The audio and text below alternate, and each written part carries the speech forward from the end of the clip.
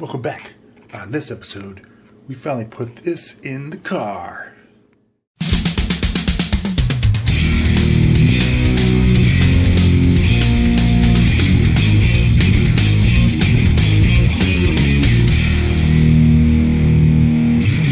Let's do it. Okay.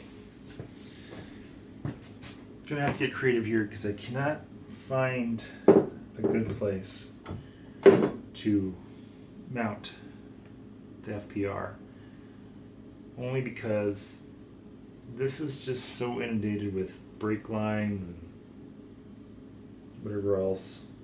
I can't find anywhere to put it. So I think what I'm going to do is I'm going to try to attach it to this, because I think I've seen a lot of people it's like mounted like right here. It's just kind of sitting here. So I was trying to think what they did. There's this the bracket from that's part of the assembly for the solenoids, which I don't have anymore, but it still has a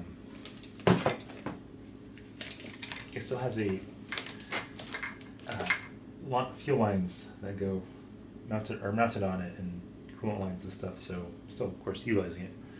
But those have the brackets, I believe, that attach to the upper intake manifold. So what I'm going to try to do is put this on here, not screwing it on yet. Oh, I wish I was screwing it on, because I really want to drive my car. And that way I can see really what my clearance is to put this on. And there's so much room under there. So this is the upper intake manifold. It's a knock. It's the knock BD16. I don't know what that means, but I think this might be the JDM version. I don't know. I think that's the JDM of that. Or maybe it's vice versa. I don't know. The guy was telling me. And I found I needed to buy this because I didn't have it. It's just one of the things I had to buy. I got it. I think I got this from Atkins Rotary. And it says Japan on it, so I don't know if you can see that. So it's definitely JDM. So yeah, I'm going to kind of like just put that there and see what it does, and then see if we can mount this.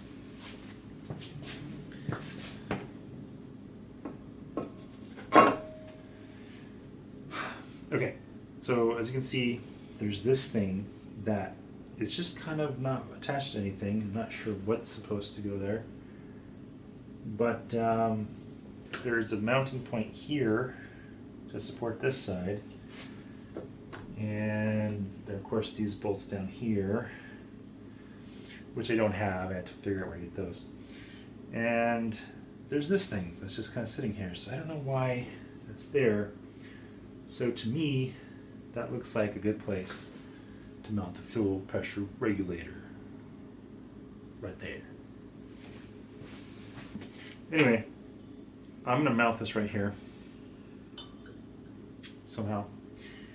And next thing I have to do is figure out how to run my fuel line, because I didn't really plan on I was kind of thinking it was going to be a straight shot from the back to this, and I figured this would be like here somewhere. So now I'm going to have to reroute that, and might have to get some more fittings, so we'll see how that works, because I don't want to kink the hose. So let me mount this, and then we'll be right back. Well, it is mounted, and I think for the most part it should be okay. It's very close to this hose here, but it looks like it's not too bad. Worst case scenario, if this nipple here becomes an issue, or I can't get a hose underneath here, I believe this goes to here. I might have to move it again. Looks like I could move it a little to the left. Could do that. And that might solve the problem. But for now, I'm going to run the hose, the fuel lines around it being this orientation. So from there, we start it. Well, we have a couple other things to do first. So I dug around in a lot of the parts I have. I have like 2 solenoid racks that came with the car. They're both pretty complete. But one had the actual hose that goes from here to here. So now I can basically see if I can live with the clearance that I have between those two. But I think it'll be okay. We'll see. Just pop it on real quick and I'll see what it looks like. Yeah, it's fine. Actually, it just barely, actually just rests right on it.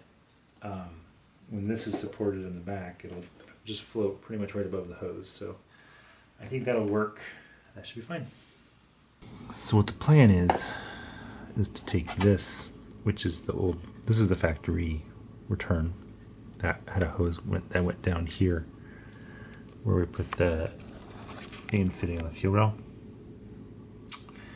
And what I'm going to do is I'm going to cut the top of this off, and then the barb part, and then I'm going to put a compression to AN fitting.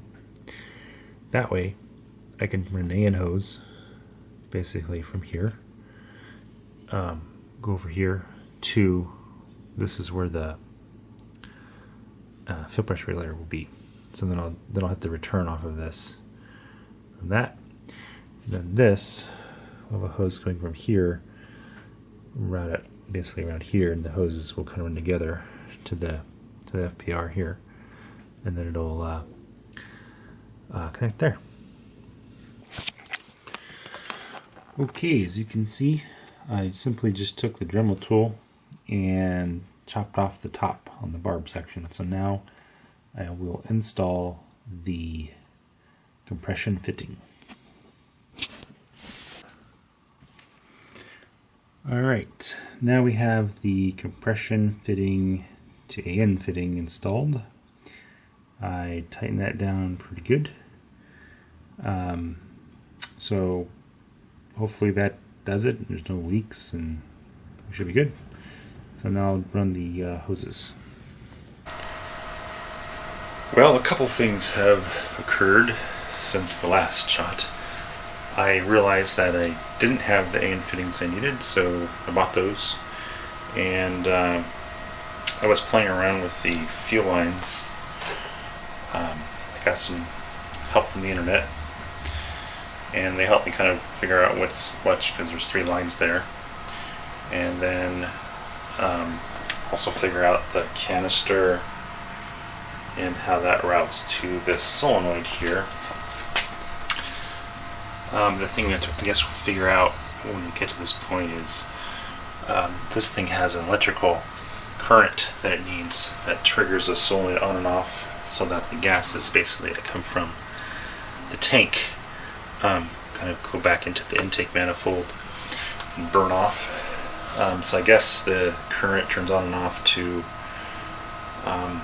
basically vent the gases or not vent the gases. So the idea is you don't want to vent the gases when the car is off. And so I believe, so the problem is this thing, the Y-wire harness, doesn't have a connection for that. So I did some research and I found that it's basically just a 12-volt circuit. So when the car is on, you can vent, and then when it's off, you turn it off. So it probably will make a little switch for that inside, or just tie it into accessory or engine on, as far as the car goes, so that's automatically just turns on. So I might do a little sub-circuit there.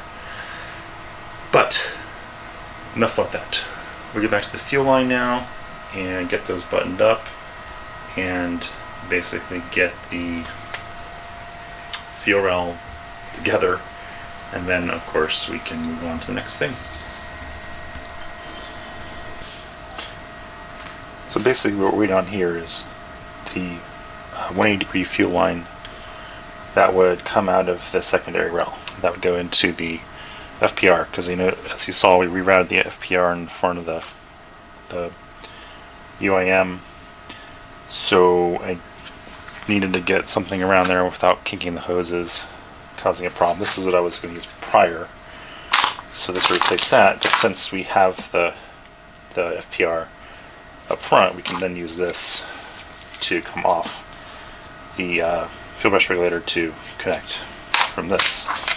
And then this, we needed a 90-degree for the purpose of going from here to the return, which you saw we put the compression fitting on that. And then this, I bought this because I was looking at the coolant line coming from the turbo and realized that the coolant line basically goes to like almost resting on the hot side of the turbo. So that's not going to work. So I'm going to basically reroute that, cut that, put this fitting in there, and then that'll basically aim it away from there and go right up to the turbo.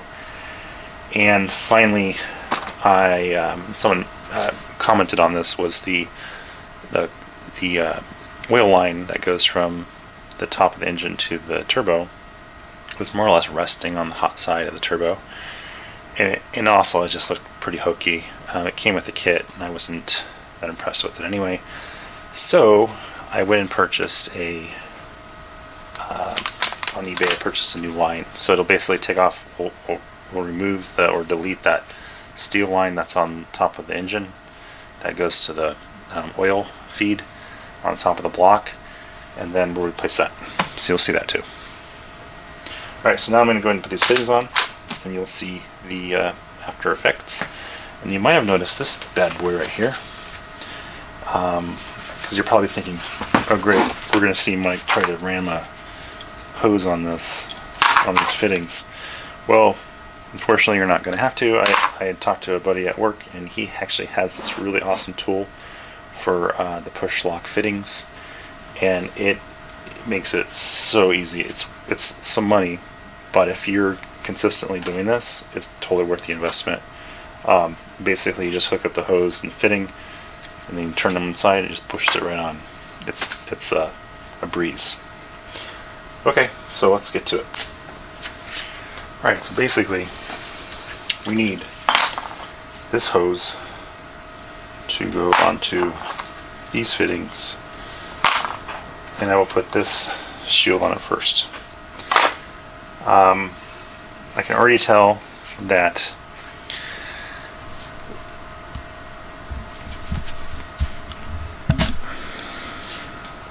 basically once I put these hoses on there, it's like the last thing you want to do is put the intake manifold on, because the FPR is kind of really hard to get off and on, and then the only way to really take that off is if there's no fuel hose connected to it. So probably what I'll do is I'll just kind of get everything gauged up as far as this one line that goes from the secondary rail to the FPR, and then I just won't put the upper intake manifold on until I'm done basically with the top of the engine, so like the electrical, all that stuff. So unfortunately I wanted to get all buttoned up there, but it would just be too exhausting trying to like crank on the AN fitting and taking it on and off every time I wanted to move it. So yeah, unfortunately can't get to that part yet, but at least we know it's done, and it's just a matter of hooking up the AN line and bolting the upper intake manifold on. So let's go ahead and now I'll show you the actual tool, how it works, and how easy it is to put the push lock or twist lock fitting on the AN fitting.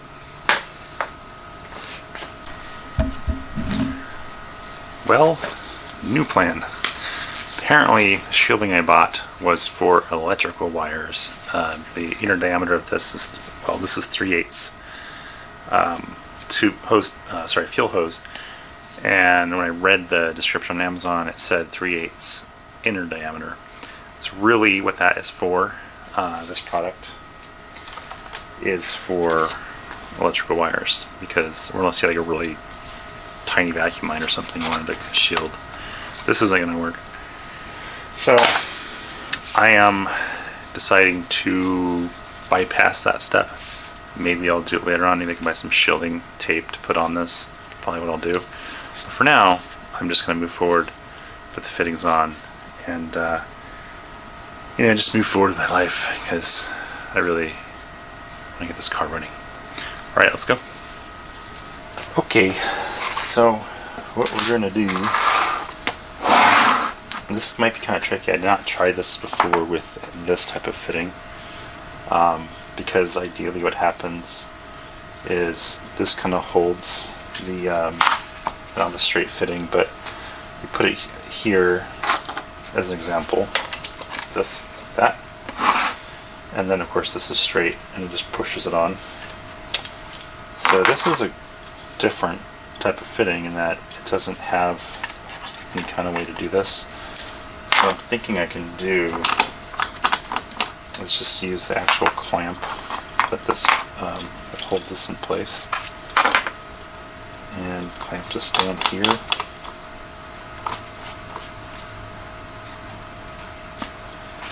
At least that'll hold it in place. And then go and take the hose and go ahead and slide it on. I'm going to go ahead and just flatten this out a little bit because it's a little bit curved. I recommend using like some shears or something so you can get a straight cut on this hose. It's not going to make that big a difference because it gets pushed into the fitting anyway. See, like visually you can't see it, but it's just better if things are flush.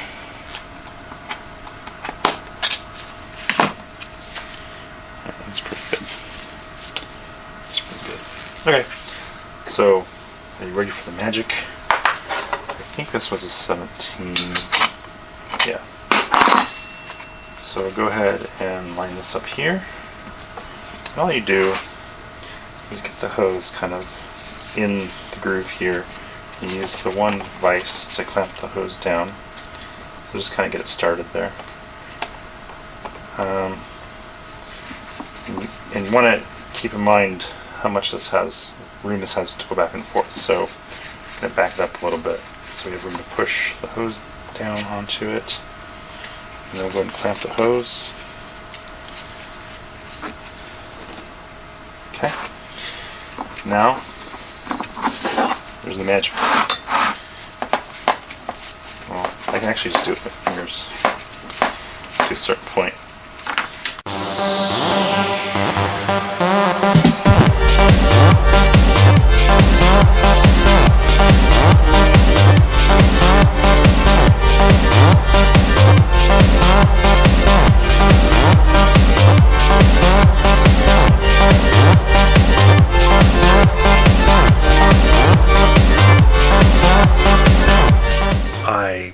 Basically went on Amazon and I bought some gold tape, and I'm going to use that gold tape to wrap up the fuel lines, and then we're going to button up the fuel lines, and we'll be done with the fuel system, which would be really great so you can move on to bigger and better things. So pretty much I think I showed you the fuel lines.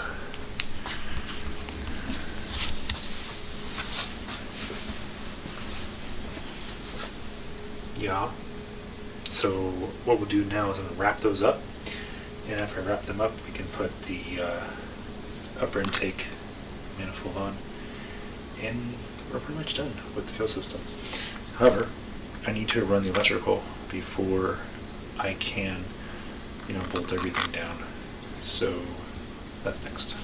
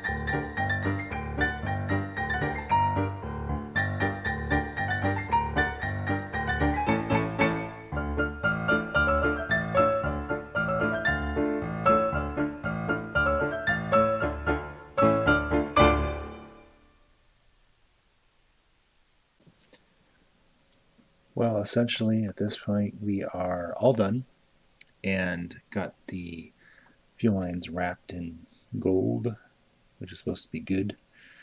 And as you probably can tell, I forgot to turn my microphone on when I recorded this, but there's the line, there's the FPR, and everything's kind of run, so that's pretty much how it is. But I'm going to go ahead and take this off because I can't really secure it, the upper intake manifold, yet until I run all the electrical and pretty much get everything, ready to go.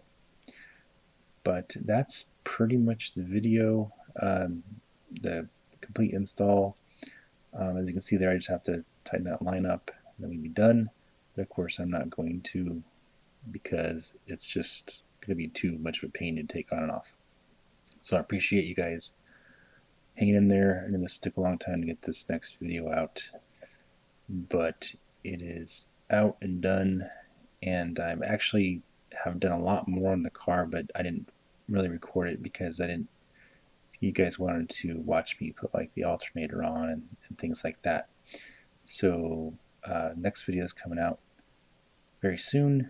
Pretty much button up the exhaust system, run the vacuum lines for the turbos and everything else, and yeah, that's pretty much it. So thanks for watching, and we will see you next time. And if you haven't noticed, I also set up a new not channel, I set up a new playlist, which is going to show basically motorcycle. I'm doing a motorcycle project too. I guess I have lots of time, but it's interesting, getting some good reactions from that. And then we'll also have another playlist that I think I'll do with other stuff. I believe I have lots of quote-unquote toys that you'll see eventually. But thanks for watching, and have a good evening, day, whatever you're doing. Okay, bye.